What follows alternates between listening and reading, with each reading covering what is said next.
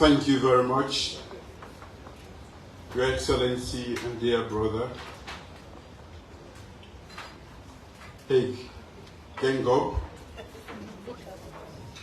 Your Excellency, our dear sister, Monica Gengos. If you want to sort out the confusion, just say, Your Excellencies. But I think I got it right. On behalf of myself and family and the people and the government of the Republic of Sierra Leone, I formally welcome you again to Sierra Leone. We are very heartened by your visit and glad that you made this visit possible. Namibia is a long way from here, but we are very close from the history you had, Madam, recount. In their time of need, Sierra Leone, a very small country, proud, came to the help of Namibia in one way. But of course, in Sierra Leone, we've always welcomed strangers and helped out. That is why this city is called Freetown. We welcomed the first free slaves and gave them a home when there was no home, when there was no hope. So it is not strange for us to have done that during the Liberation War. Of course, I attended school with quite a lot of Namibians. And I'm going to find time to go there because we have quite a lot of them. The Prime Minister, I'm told, went to school here.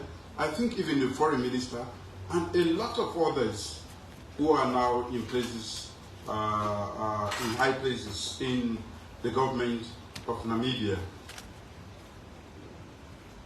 My brother is here because we have quite a lot to share besides the history.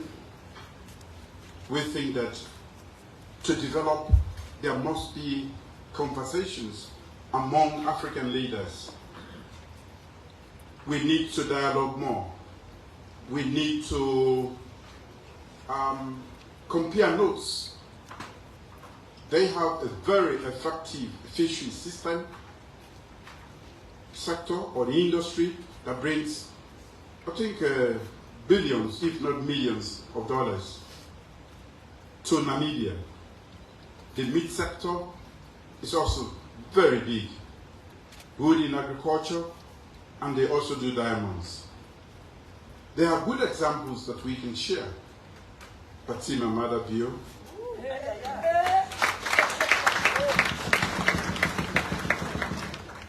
For the great work that you've done for the women of this country. You are in politics and a lot of people will not say thank you to you. But when you would have been gone, they will come back and say, we had a first lady who is second to none and will be second to none. For us, I see leadership as an instrument, the most powerful instrument as president, not the fanfare around it. I've been trained as a leader from school, and I have led all throughout. And so whenever there is a possibility to lead, I lead for the people, not for myself.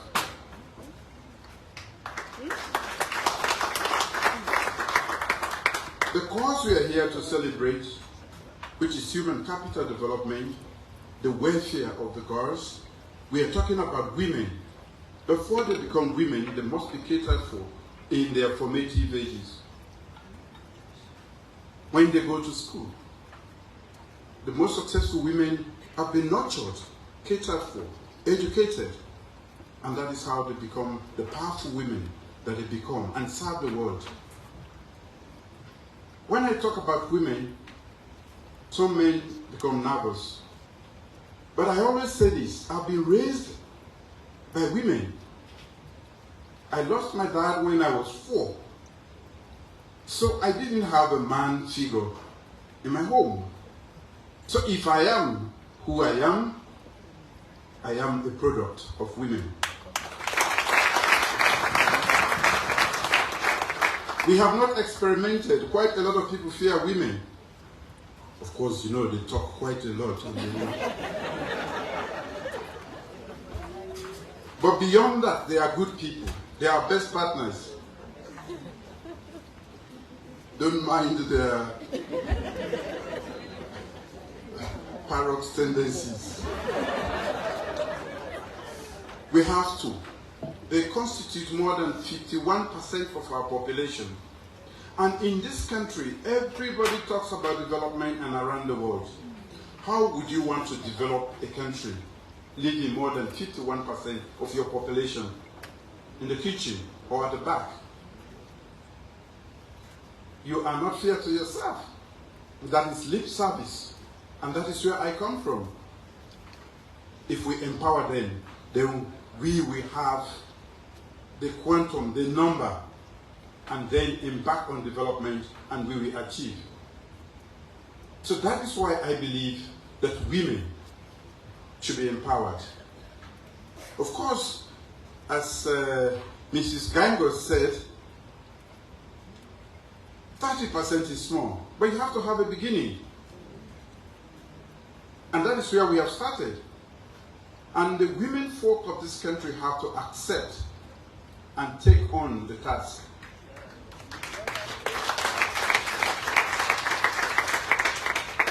You know, Chino Achebe said that lizard that falls from a very big tree, if nobody praises him, he's going to praise himself.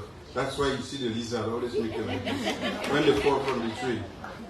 I was expecting women to go to my state house and say, congratulations for the freedom.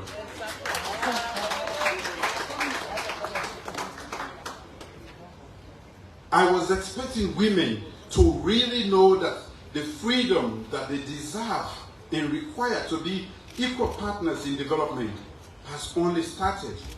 And somebody is putting his life on the line for that. Politica. You know, it's been in Parliament for nearly 8 months. But we have succeeded. We got independence in 1961.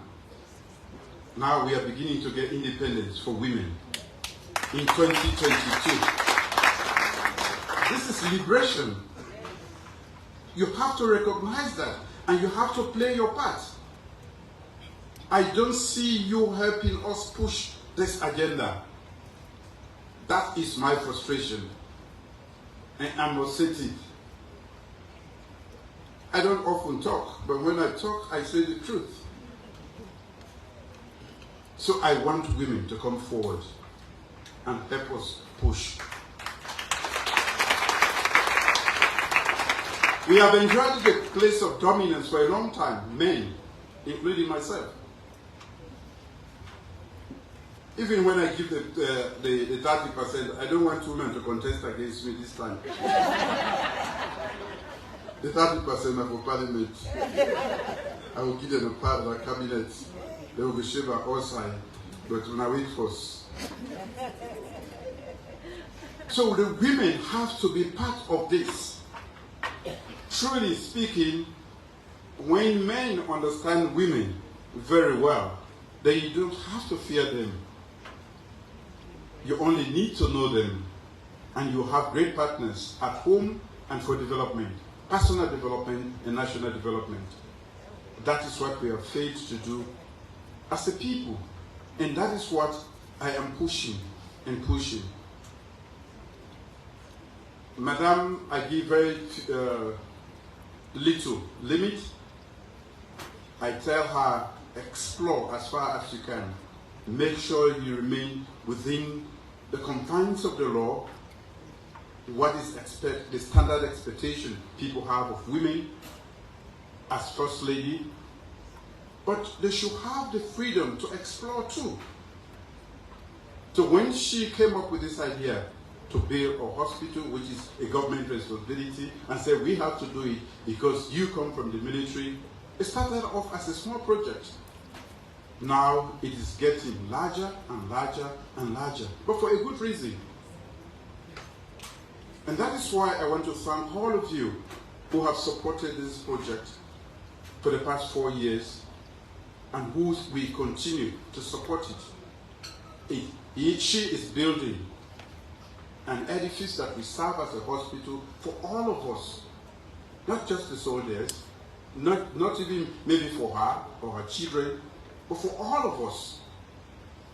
To take on a cause and to use power or connection to power for the benefit of society is what we should all do.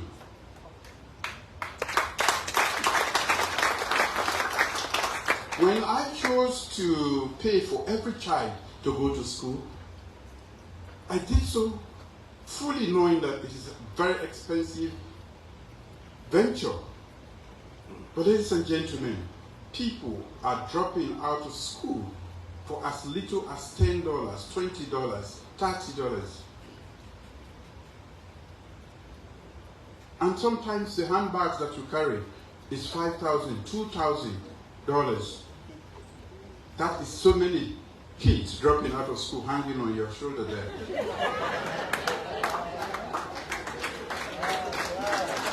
We can pay for the rest of society, and we can be a better people collectively. So I'm excited to be a part of this. I have given her all the support, and I want to encourage us as a society to support good ventures. All the businesses that are here, you can go, what you saw are pictures, you can actually go there and see what you've been contributing towards. But it is good to help those who cannot. You know, talking about women, people say, oh, the girl child doesn't take education seriously. This year, the two guys that led for the public exam are not even coming from this city. Two guys led had the highest scores, first and second. They are away from Kenima. Vindicating what we are saying. If you give them the opportunity, they can do as much as we can.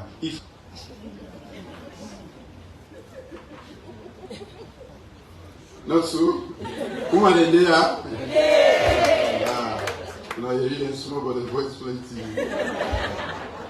So, for me, it has always been, are we fair with ourselves when we talk about development?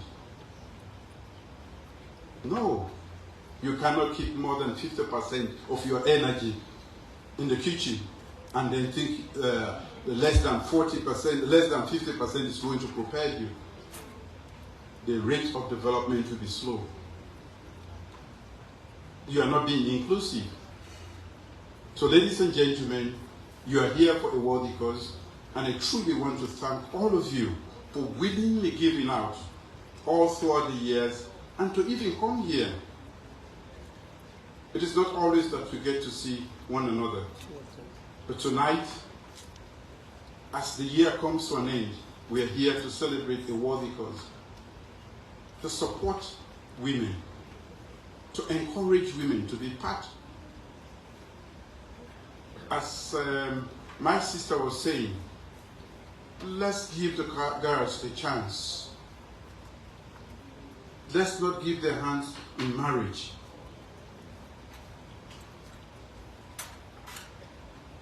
No, not give them belly with them small. Hands off our girls.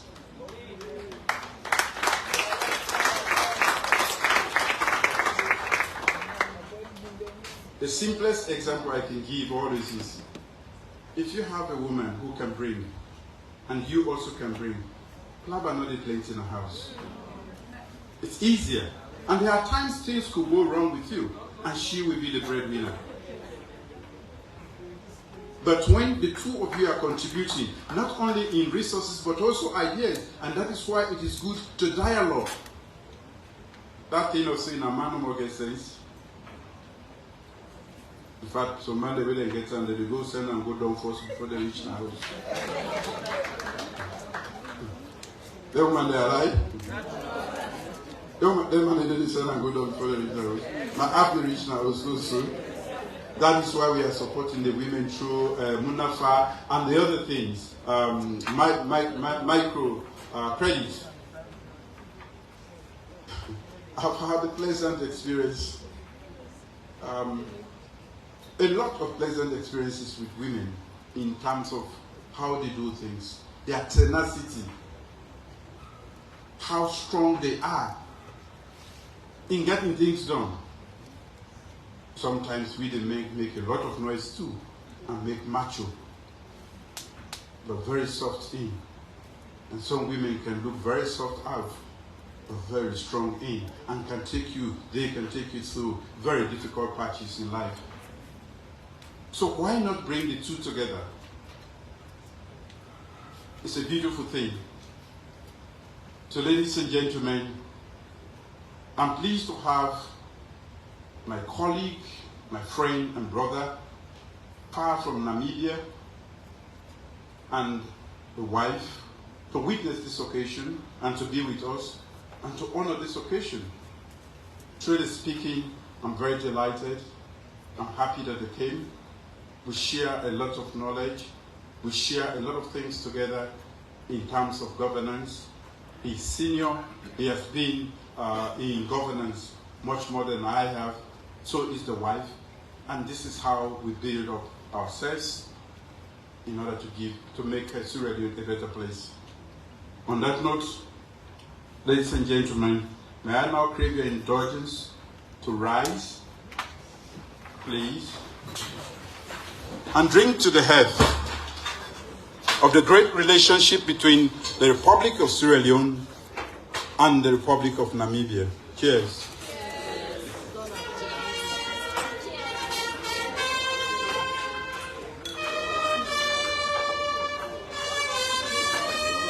Thank you very much.